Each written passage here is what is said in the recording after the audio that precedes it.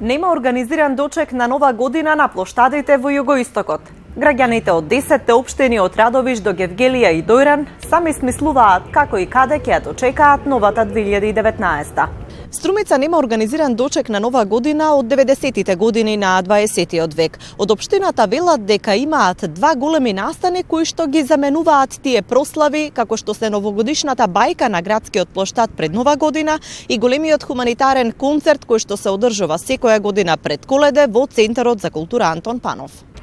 И Гевгелија има слично објаснување. Иако градот има многу посетители од Грција за време на празниците, тие не планираат дочек на плоштадот, туку други фестивали во текот на пролетниот и летниот период. Колидарскиот хепенинг е 5 јануар спрема 6.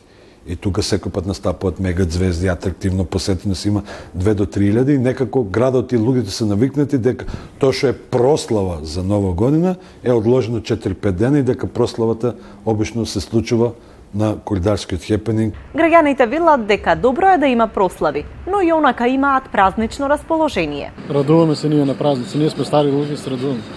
Например, секој сака да излезе, а секој не може да и у кафана.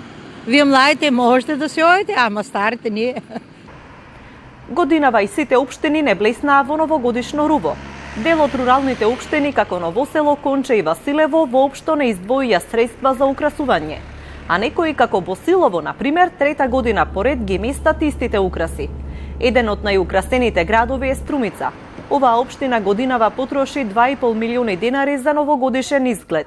Гевгелија потрошила нешто над 900.000 денари, Валандово околу 500.000 денари, а Дојран и Богданци по 100.000 денари.